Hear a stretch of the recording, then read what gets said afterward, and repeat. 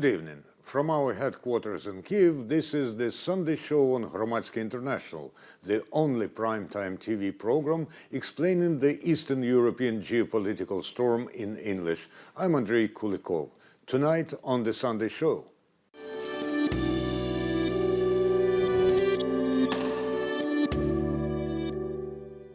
Armenia enters new era with new Prime Minister. Polls suggest Ukrainian President Petro Poroshenko is falling out of favor with the population.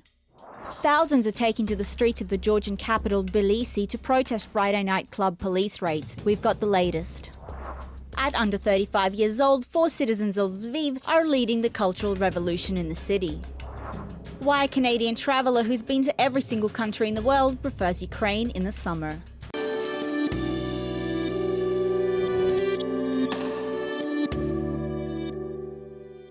After weeks of anti-government protests, the Armenian National Assembly elected opposition leader Nikol Pashinyan as the country's new prime minister. Rising to power on a platform of electoral and anti-corruption reform, Pashinyan has become the face of Armenia's revolution. But political commentators say Pashinyan's election is only the first step to creating a democratic electoral system, a just rule of law and equality in Armenia. Earlier, my colleague Anatoliy Hrytsenko spoke with political analyst Mikayel Zolyan via Skype about the country's political future. Let's have a look.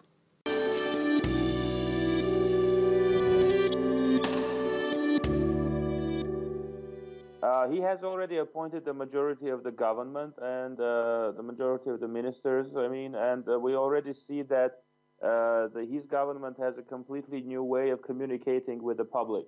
In the past, the government ministers and the prime minister, president, they were very difficult to reach. They hardly gave press conferences and usually communicated through their press secretaries and gave very limited statements. Now, both the prime minister and most of his ministers, they are communicating directly with the public. They are going live on Facebook once or twice every day, talking about recent, developments, reacting to the criticism that has been voiced on social networks. As for specific steps, obviously they didn't have much time yet, and they couldn't suggest any specific reforms, but they have sent the messages, especially in the institutions such as the police, the customs office, the army, that corruption can no longer be tolerated, that all those complications that people have had when, for example, importing certain goods into Armenia, that this has to be stopped. And there have been reports in the media that businessmen who are importing certain goods in Armenia, in the last week, the process has been much easier. Can you tell us a little bit about the political mood? Is there a lot of optimism right now in Armenia? What is the mood like on the ground? I would say a week ago, people were still in the euphoria. It was the euphoria of the movement. The revolution had just won, or it was obvious that this was not going to last very long, because now there's much more criticism. There is criticism about specific ministers who have been appointed. There is a lot of questions about specific policies. What is the government's policy is going to be in this issue or that issue. So now people are in a much more, I would say, demanding mood. So they are done celebrating, and now they wait specific results. Has Parliament been dissolved yet, or is that still in the process of happening? What's happening with that aspect of things? Yes, that's a very serious question, and the constitution of Armenia, which has been recently changed in order to fit the ruling Republican Party, it doesn't give many options. So at this moment, basically, what probably will happen, and I think what Nikol Pashinyan wants to happen, is that he will suggest he will present the program of his government to the parliament, and the parliament has to vote for it. And if the parliament rejects it, then there will be new elections of the prime minister, and if these fail, then the parliament has to be dissolved. So at this point, this is the most realistic scenario of dissolving the parliament. If the parliament accepts the program, then it means that for a year the parliament will still be in place, and it will complicate the things for Nikol Pashinyan and his government, because it will be very difficult for them to implement their reform agenda. They have also promised to change the electoral code before the election. So again, in that sense, it's going to be difficult for them to pass it through the parliament because of the opposition of the former ruling party. So it's still in a situation of flux. You mentioned Pashinyan's parliamentary program and his agenda. What can we expect, and what do we know about what his program consists of so far? When it comes to foreign policy, I think his foreign policy will be very cautious because of the geopolitical situation in Armenia. So he's not going to try to make any significant movements, whether to the east or to the west or to the north or to the south. So I think that his top priority is reforming the internal political and economic system, getting rid of corruption, and also ensuring division of power, the independence of the legislative and of the courts, making sure that the tax system is just, because we had a lot of complaints by especially small and medium businesses about how the way taxes are collected, the way customs offices work, and so on. One of Pashinyan's first moves as Prime Minister was going to be calling snap elections. Has he called these snap elections? Has a date been set? And if not, when can we expect to see these elections take place? Well, as I said, there's a constitutional hurdle. So he has to first he has to present his program to the parliament. And if this program is not accepted, then according to the constitution, a snap election has to take place. So if the program is not accepted, then the parliament votes again on the candidature of prime minister. If no new prime minister is elected, then Pashinyan remains acting prime minister, and his government remains acting government until a new election is called. And in this scenario, the new election will happen in about 2 months. So that's the most probable scenario at this point. Of course, the Republican can make a smart move and vote for his program, which will mean that the new election will have to be called in about a year. And throughout this year, the Republicans will still control the parliament. But at this point, I think it's not very likely. But in Armenia, situation has been changing very fast every day in the recent months. So that's also an option that we cannot exclude. At this moment, Pashinyan is very popular. His team is very popular. The whole movement is popular. So if the election takes place now, or in a month from now, or even in 2 months from now, I think he's guaranteed to win, and he will receive very high amount of votes. If the election takes place in a year, by that time probably there will be a lot of disappointments. Also, within this 1 year, because of Republicans' resistance, Pashinyan will not be able to implement many of his reforms. So we might see a backlash. I don't know what exactly the percentage will be, but obviously, if the election takes place 1 year, it may give a new chance to Republicans. So probably that's why they will be trying to postpone the election and to have it in 1 year.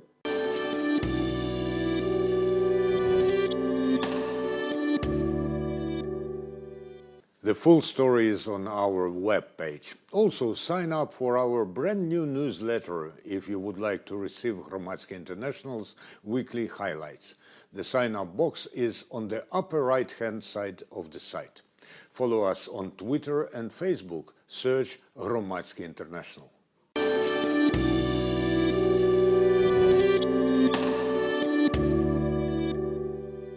Four years ago, he was a sign of hope. A businessman and a long-serving politician, the incumbent Ukrainian president Petro Poroshenko secured a 5-year presidential term by gaining 54.7% of the votes in 2014. His closest competitor, former Prime Minister Yulia Tymoshenko, came second with 12.81%. However, today the tables have turned.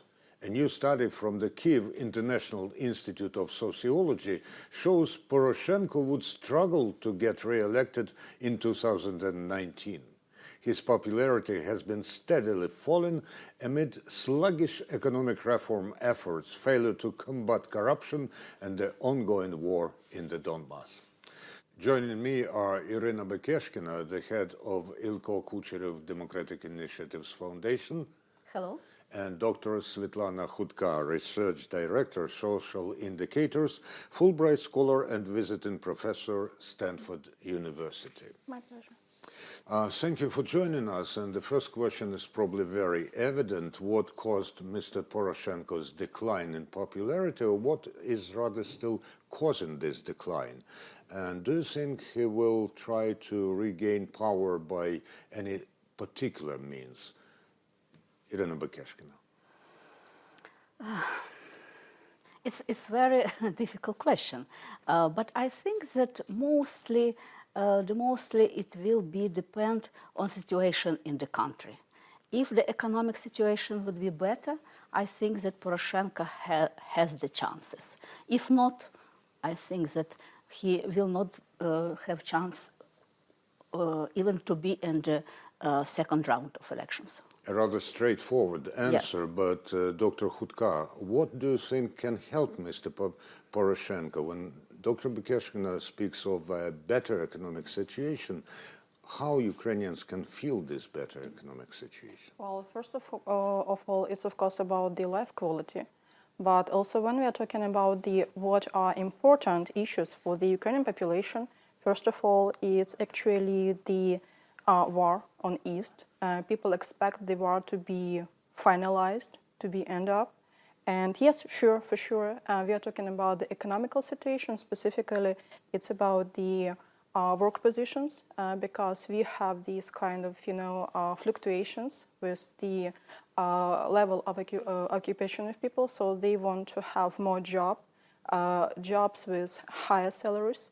For example, one of the recent very interesting cases, it was in Kryvyi Rih, these some issues with investors when Ukrainian workers, they demand higher salaries, which would be compared with European level of salaries, for example.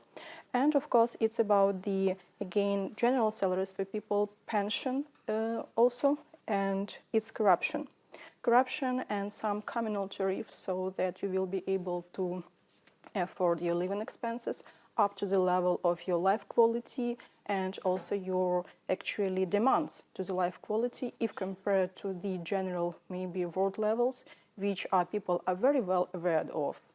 We here have the portraits of people who gained the biggest share of Ukraine's population's sympathy in answering the question for whom you would vote if you would vote, because 14% of Ukrainians polled said they were not going to take part in the elections at all, and almost 30% say they are still not decided. So from among those who are decided and who want to vote, the first place is occupied by the former Prime Minister Yulia Tymoshenko, 16.1, and then there are almost equal indicators for the three people in the politics, Mr. Anatoliy Hrytsenko, Oleh, Lyashko, and Petro Poroshenko. Frankly, I am surprised at the appearance of Mr. Hrytsenko here, who is not currently even an acting MP.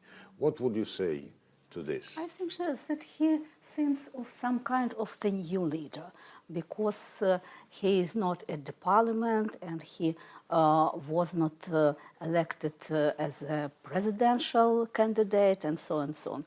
But I'd like to say that this is the figures to those who decided and who are going to go to elections.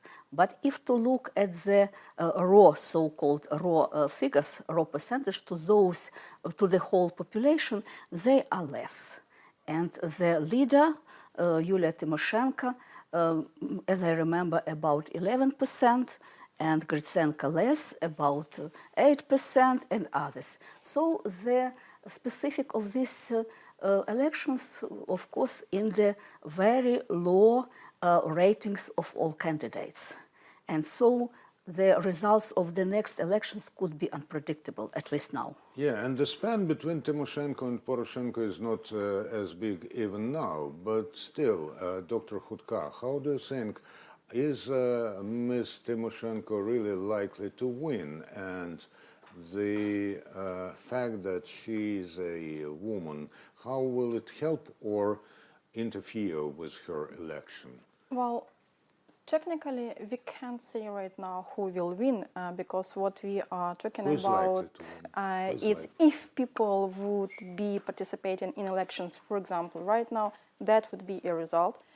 I absolutely agree with Dr. Bekeshkina that we have huge chances that results will be different since to the high percentage of people who haven't defined for themselves to whom they will vote for.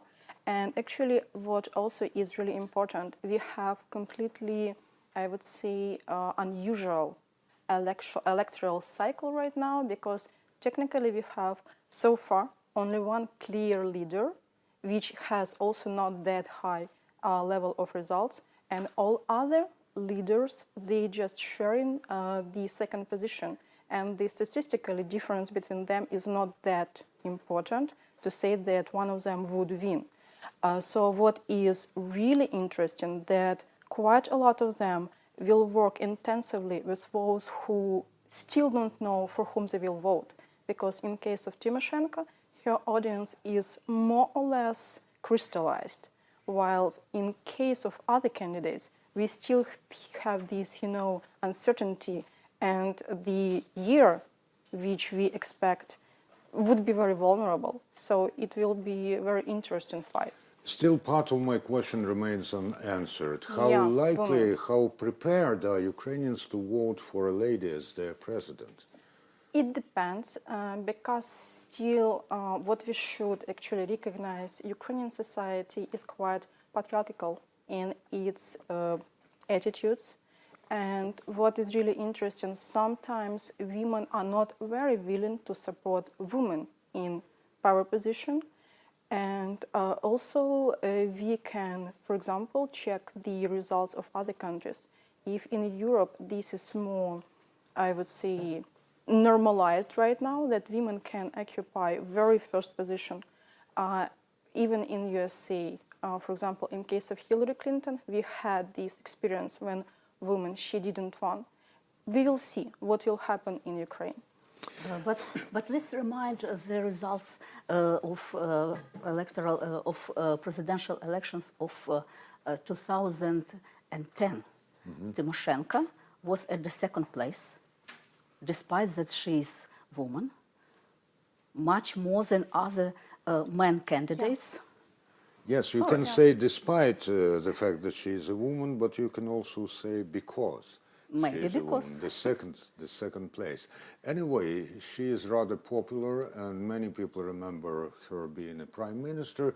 Let's see. Interestingly enough, the current prime minister, Mr. Groysman, said that he won't enter the presidential campaign, but it's a matter for another discussion. Let's turn to these graphs. It is not a matter of the other discussion, because in the case when he will participate in elections, it will depend the result of Poroshenko, because it's maybe 2 or 3% matters for him to be in the second round of elections. Yeah, Definitely. because it's very important, to take into account. I completely agree that normally when we have candidates who are, let's say so, sharing the same audience, and when we are talking about different types of lists of rankings as right now, it depends on the type of list, what distribution we will have in result.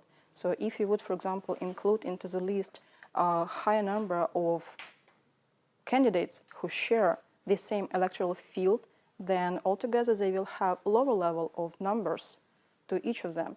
So I believe that we will see many of lists. Yeah.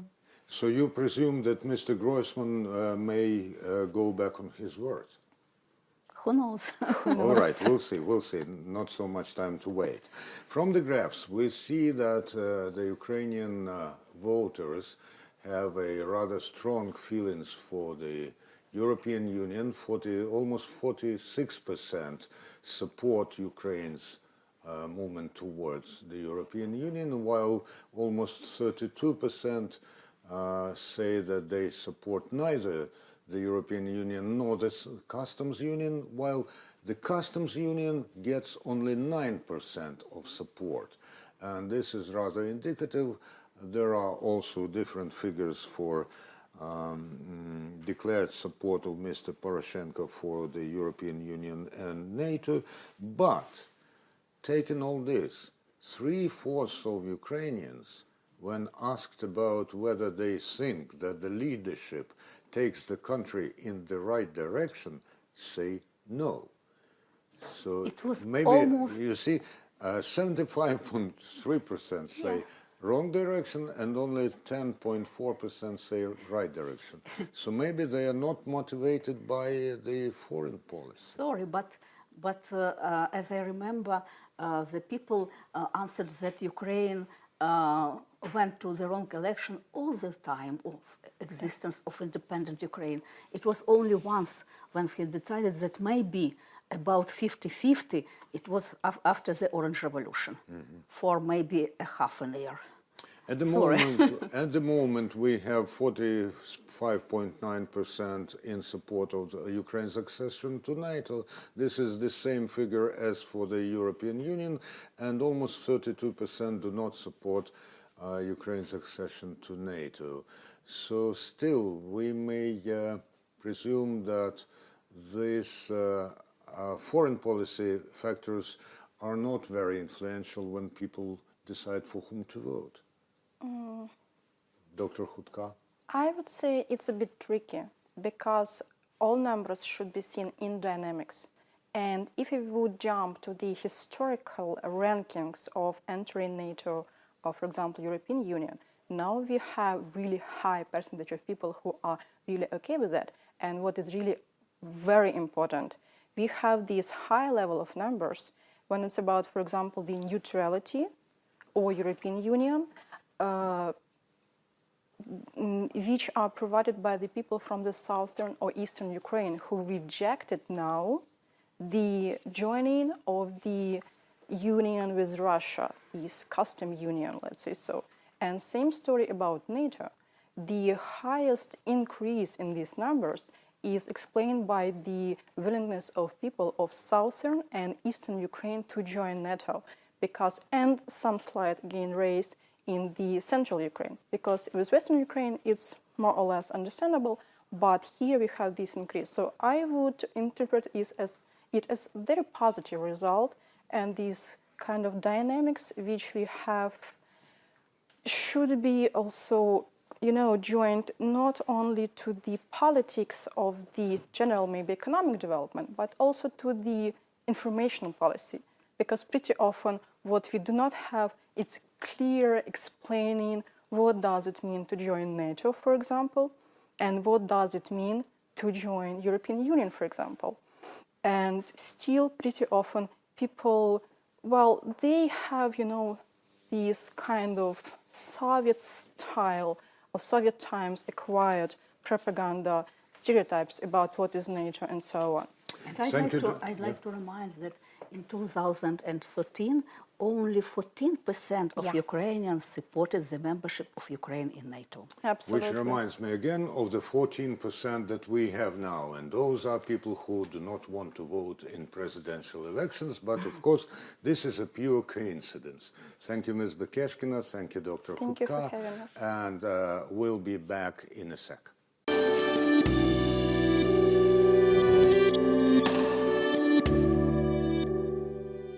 Thousands of Georgians are taken to the streets in Tbilisi to protest police raids on several nightclubs late Friday night. While the Ministry of Internal Affairs says the operation was targeted at drug dealers, critics say the move is designed to discredit the popular Tbilisi mayor Kaha Kaladze, who has been backing the development of the capital's nightlife.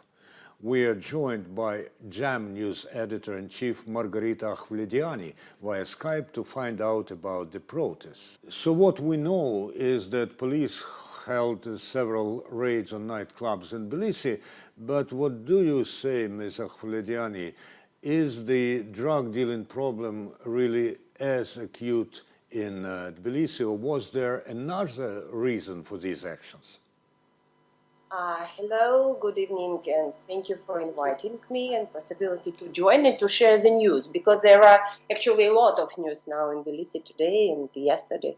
Yes, it's really important. It's an important event, and I would say that the topic itself, and you correctly mentioned that it is related to the drugs and to the drug dealers, but also the event itself. I mean that at least 10,000, maybe 15,000 people, young people in the street, it's also already rare situation in Georgia, an important one.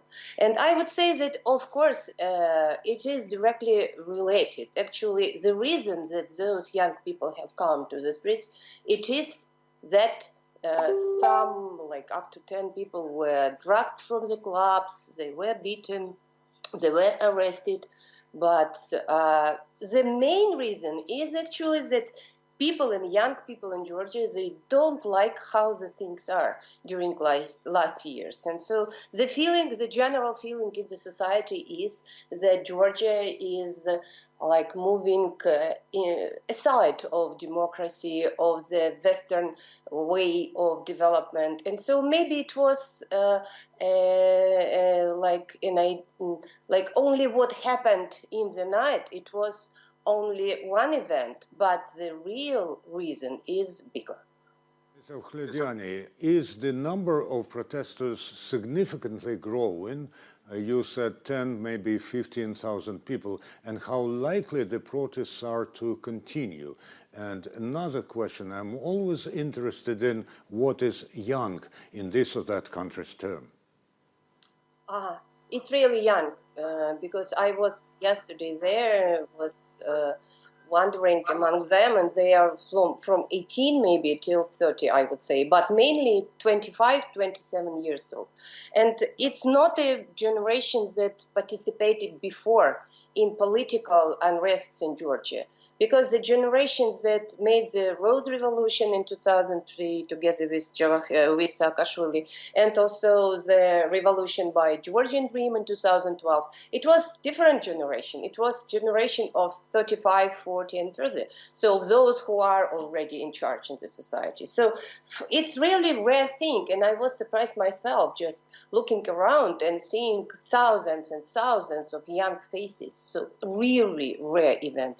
And it's a question now whether elder generation who are in church, as I mentioned, they are going to join the protest. It is actually the issue, the most important now issue, whether the protest would stop themselves, maybe tomorrow, maybe like in a week, or they will grow into the real unrest, into the real protest of the society, which is raising, growing within the society, but was a bit like not visible so much, maybe only by journalists, by media who consider themselves more liberal rather than pro-governmental.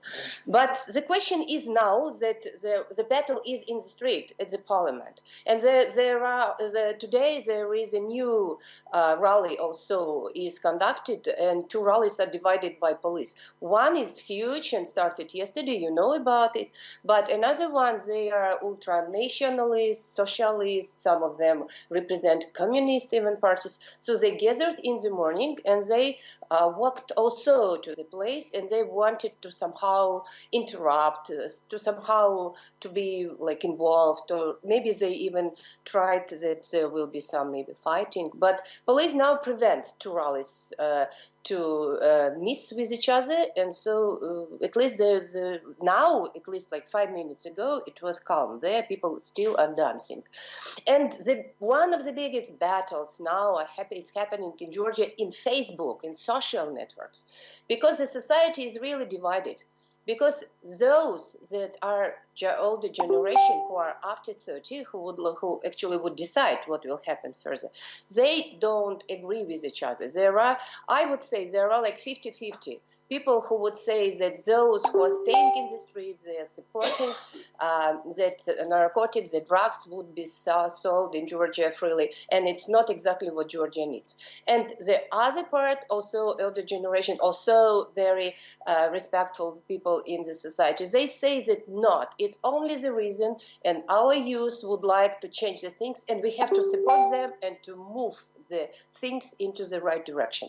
So it seems that there are battles in the street, like battles, rallies, but also there are battles in social networks, and they are important. Let's see what happens next. Ms. Akhledyani, a colleague who follows the events in Georgia closely told me that there hasn't been so far any statement from the president or the prime minister or even leaders of political parties. Why is this? It's strange. So only Kaha Kaladze, as you mentioned already, the head of Tbilisi municipality, and who actually is a young person, and he represents, I would say, he's accepted by young people, kind of accepted by young people. Also, he's a former footballer, you know, probably.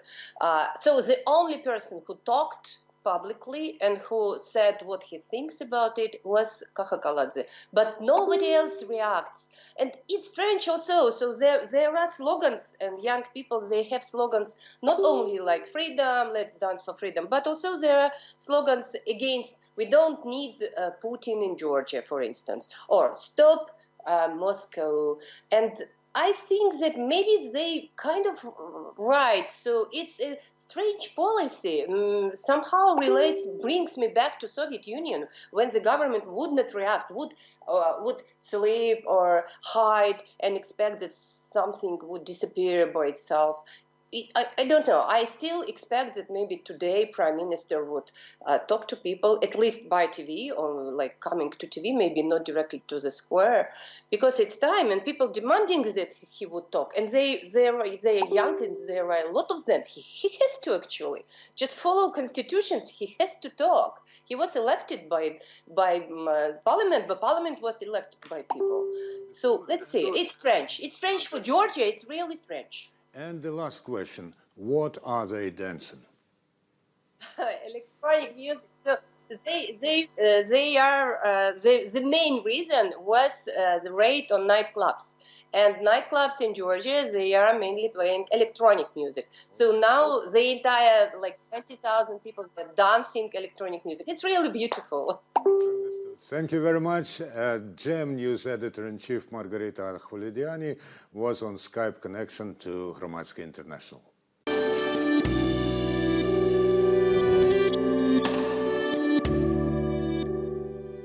24, 29, 27 and 34, these are the ages of some of the directors of Lviv's cultural institutions. They have come here to transform the cultural centers and museums into contemporary, multifunctional institutions. Hromadske went to find out how these young people are leading the city's cultural centers, their plans for reform, and the phenomenon of Lviv millennials.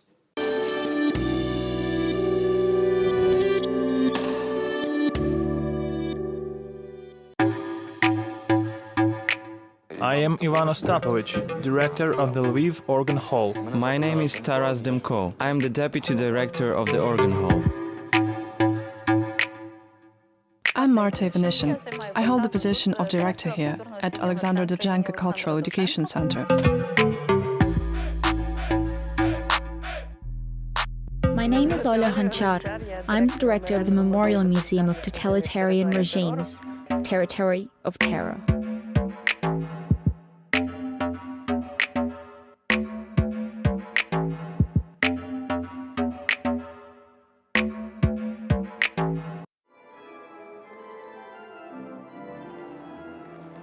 Officially, the Lviv House of Organ and Chamber Music was set up in 1988, when I was born, so I am actually the same age as the Organ Hall. We can build a team, we can use some sort of community building with our male and female listeners, and I think that is really important. This place has enormous potential. This is one of the most unknown places in Lviv. It's one of the biggest concert halls. We don't really let anyone else up here because this is where the organ is. It's easily damaged. When we first started working here, there was a lot of trash. There was trash on the stage, there were these decorative flowers, which they considered beautiful. There was a lot of these flowers on the stage. Flowers like this. We've had a few complaints that this is disrespectful to Taras Shevchenko. A lot of people want Shevchenko back on the organ. I've worked here since November. This is my 4th month. We had to do the paperwork as well as the repair work and approving the repertoire. We do all this together with the team. We work on everything, let's say. Okay, in April then. We'll do it in April. Good, thank you. We need to sort the bills out. You hear? I'll do it now. I don't really want to climb up there. You don't want to? No. Well, let's go. You've already brought me here, so let's climb. There is no light here. There is no light? So shall we climb up here or not? Do you want to? Yes, I'll try. I don't want to go up there. Okay, let's go. I get so afraid every time I climb up here. There is 5,000 pipes there. 5,000? Big ones like that one, small ones, wooden ones, different types of metal ones.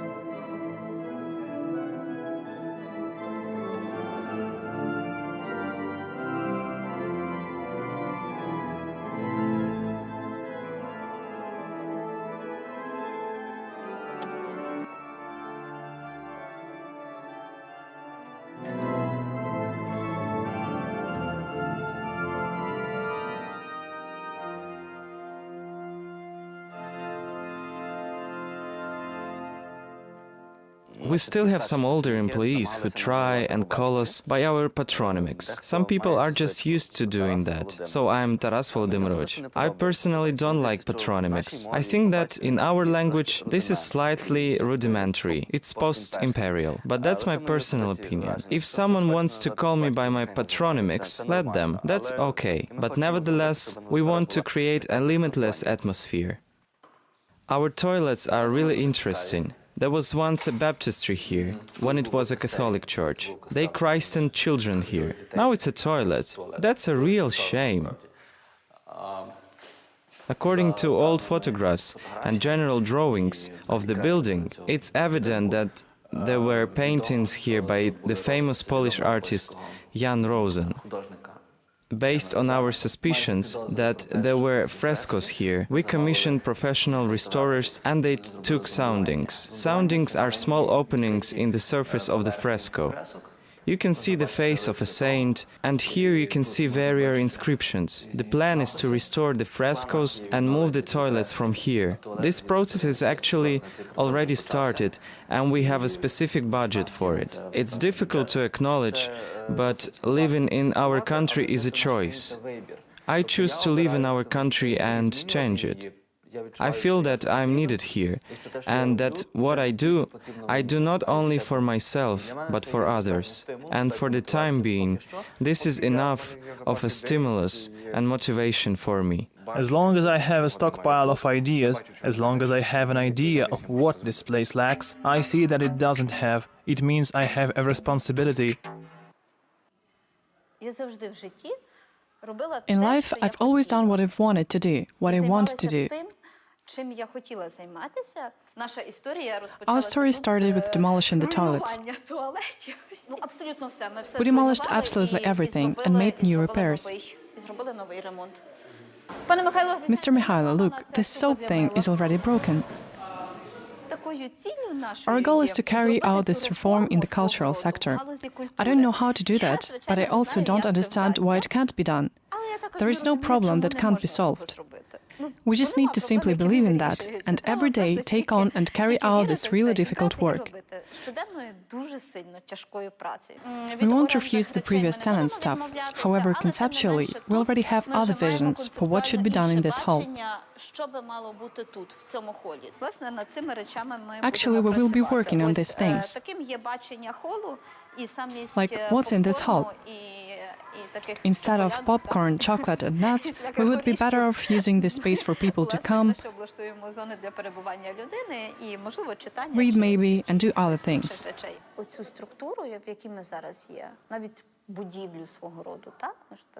The structure that we are in now, even the building, needs completely transforming. It needs transforming in the direction of culture, cinema, conferences, creativity. We need to create this creative spot for cultural industry, big creative things, creative development. You see what you are building here, and you see your results. It's so nice and incredible when you do something and get results straight away.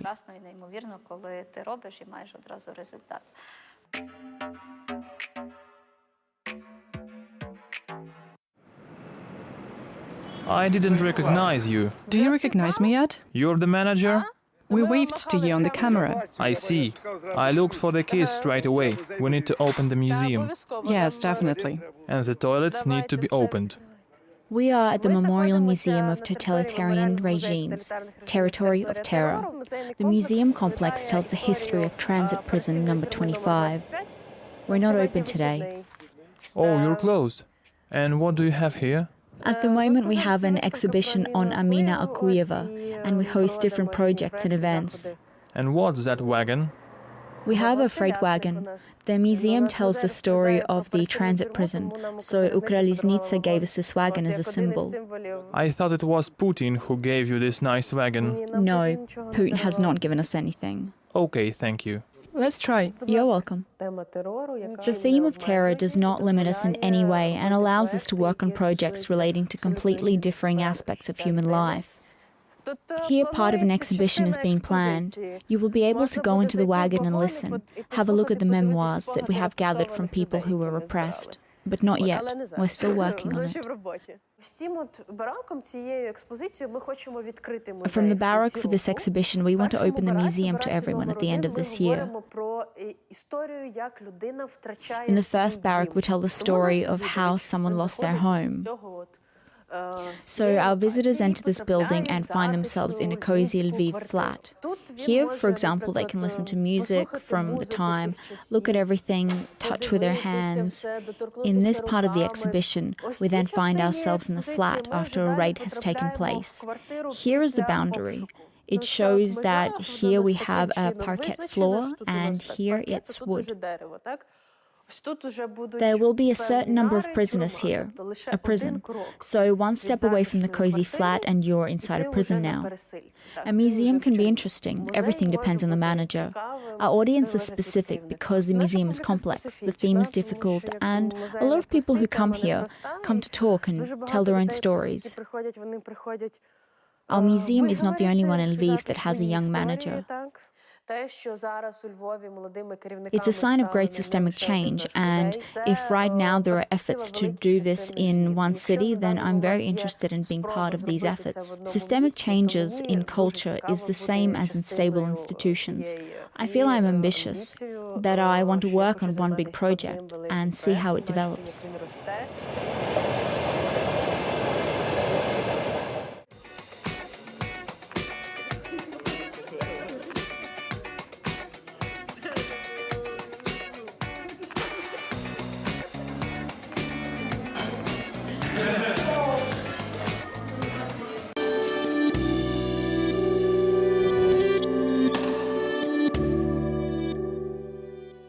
Getting past rebels in the Democratic Republic of Congo, talking his way out of Somali government's detention and observing the Iraq War in 2003, Mike Spencer Bowen, a traveler from Canada, has seen and done it all. Earlier this month, the world's most traveled person visited Ukraine. My colleague Maria Romanenko asked him about his experience of living in various countries across the globe and why Ukraine is one of his favorite places to go to in the summer. Let's take a look.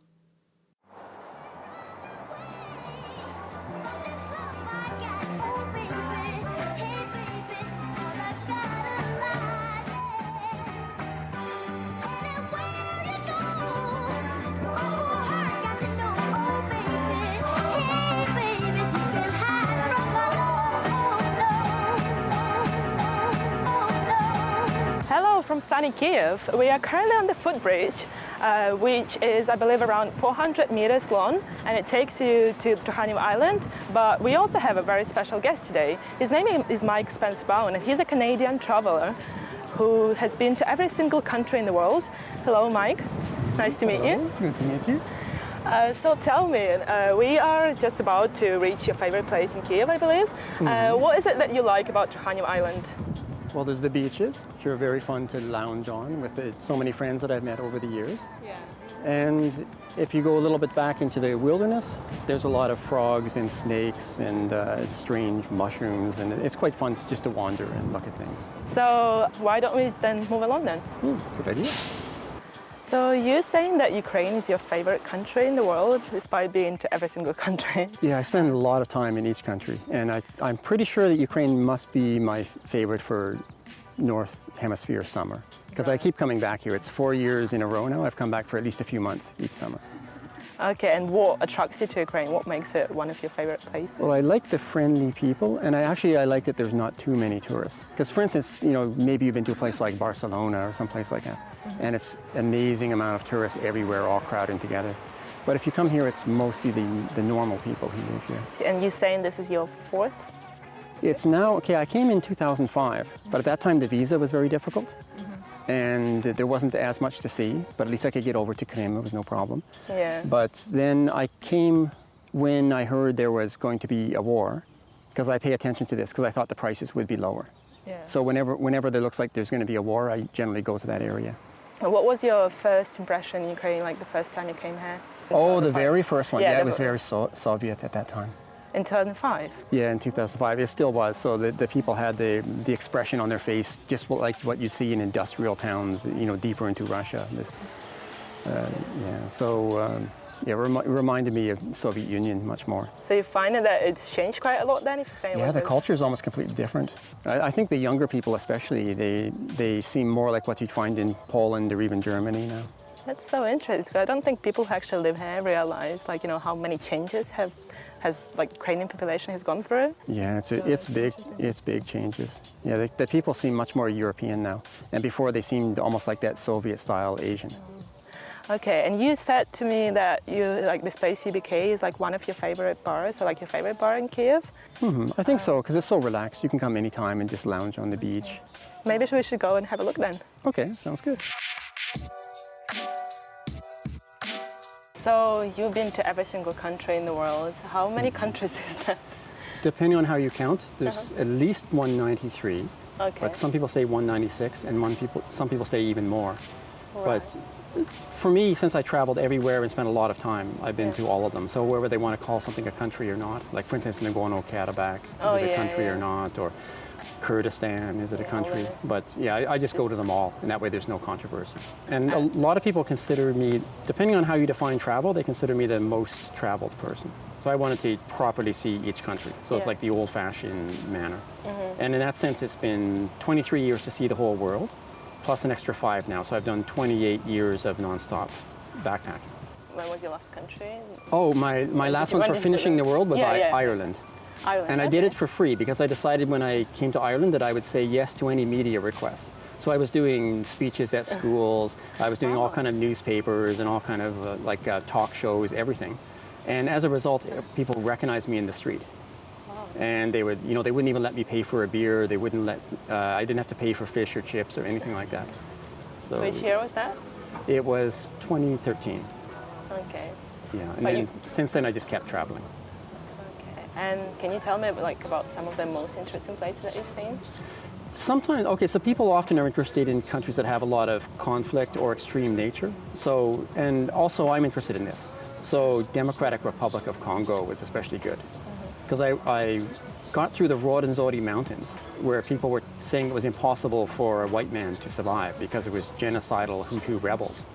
But I managed to get through them by pretending to be a United Nations inspector. And so they didn't want to mess with me because there were a lot of, especially Bangladeshi, but other UN inspectors who had fortified camps there. And so I was able to sneak through using that, because up to 8 or 10 times a day they would stop me and they would say angrily, give me the money or I kill you, and they point the gun. But because I was pretending to be this inspector, I managed to get through. And then I went 1,000 kilometers by motorbike deep into the Congo rainforest. And there I went on an expedition to live with the Bambudi pygmy tribe. And so we were hunting antelope using nets and spears and just living off the antelope meat while living in houses that were made of leaves. So that was quite fun. And I did also Somalia, which people said was impossible. And I was going to test it, so I spent a couple months researching. I couldn't really get any information because it used to be back then that information of how to visit a country like that was impossible to get. Because everywhere you went to ask about it, people just say you can't visit, you'll be instantly killed. Now, I managed to get in there for Mogadishu, but at that time it was under constant warfare. Yeah. So there were like tank shells coming overhead and constant sniper fire. And even the airport had no entrance or exit. If you wanted to leave, forklifts would remove a part of the fortification, and you had to go out in an armored car. So it was kind of risky back then. But kind of fun to see also. And for Puntland state, which is the part of Somalia that used to have a lot of pirates, I was detained by the government for quite a long time, but managed to talk my way out. And eventually I was a guest of the government of Puntland. So it turned out for the better, but it was quite a fun experience also. Wow, like so much effort just to see. Like what attracts you to travel and what keeps you going? I like the excitement and new things. Yeah. So for instance, when I went to Iraq, it was late 2003. It was during the Operation Iron Grip phase of the Gulf War. So I thought it would be fun to dress as an Iraqi, bribe my way across the border, and hitchhike around watching the Americans battle against the Iraqis while not speaking, so that no Iraqis would realize I was a foreigner. And this was a lot of fun as well. And the only time that I felt a little bit in danger, two times. But one time was when the guy who picked me up hitchhiking insisted that we stop in Tikrit. And this is just at the time when either the Americans were capturing Saddam Hussein or they just captured him. And so I was sitting with him in an outdoor restaurant having chicken and rice, and he was speaking to me in English. So I had to speak back to him in English. And I could see hundreds of Iraqis giving me the evil eye. And I was thinking, oh no, are they going to come and cut my head? Because they killed a Japanese guy that they doing the same thing as me. But luckily I survived. And then in Mosul, I was captured by the Americans, but they let me go. Okay. So, but other than that though, people were very friendly and it was a lot of fun. And when did you start traveling? A long time ago, early 90s. So it used to be when I was extremely young, I used to go into the wilderness and I would live for up to 6 months without speaking or just living off the land, picking nuts and berries and hunting wild animals. Mm-hmm. And I wouldn't see another human or speak a single word of any language for up to 6 months. Yeah. And I've been doing that quite a lot. And then I kind of thought I'd done enough of this wilderness experience. So originally I wanted to experience different wilderness areas around the world, but then it just turned into traveling. This was in the early 90s and I never stopped. So what does it actually give you? Like what do you achieve? Is that like, does it help you sort of like, I don't know, become like a calm, like what's in it for you? I was interested in personal knowledge or philosophical knowledge. Yeah. So for living in the wilderness, I was interested in the other way of being human. Because when you're around people, that's one side of human nature. So we're evolved to be sometimes in the camp. For millions of years, we would be in the campsite with our family or our tribe. And so this is one way to be human. The other way is when you're out alone hunting in the wilderness or traveling for many weeks or months between possible hunting places with no one around. And so I wanted to experience that also. And it's completely different. Like the one way of being human, there's nothing in common with the other way of being human. So I wanted to experience both of them. Right. And I mean, obviously the experience in Ukraine must be quite different to what you saw in Congo, what you saw in Somalia. But what is it like? Do you find it easy to make friends with people in Ukraine? And what do you think about people in so general? Easy. I have so many friends here. Yeah, it's just crazy. Even down here at the beach club, if I come down on a typical day, and it's not today because it's been some holidays in a row, so people are tired. Yeah. But, you know, for instance, I was down here yesterday and there was 8 or 9 people that I knew, and I would sit and have some beers with them. So it's so much fun. You must have like thousands of friends now. Like. Yeah, I have too many friends. There's some people saying that there was a study in North America recently where they're saying that most people don't even have one friend. And I was saying, oh, how terrible. Like I have must have 20 or 30 close friends. And according to the study, this is impossible. Nobody has any friends, but I think that I'm an exception to this. And a lot of people I met in Ukraine, they also have a lot of close friends. So you're gonna leave Ukraine like in a couple of days, but you said you want to come back? Yeah, I don't want to spend too much time in Ukraine now because I'm afraid I only get 3 months. Yeah. And I can't overstay this year. Because sometimes I overstay by a week or two, but I can't do it this year. So I'll go to Poland and visit someone I met before who was teaching French in Dnipropetrovsk. So I'll go say hi to him. He's working now in Warsaw. And then I'll come back. And then I might go to Turkey, but I've been too much to Turkey, so I might not. I mean, I've been 5 times to Ukraine, but I've been 6 times to Turkey. So it's almost like I had too much Turkey. But I had too much Jordan as well, so it's kind of hard. I'm trying to figure out where I could go next. But not too much Ukraine, I hope. Not too much Ukraine, you can't no. get too much Ukraine. Never get too much Ukraine.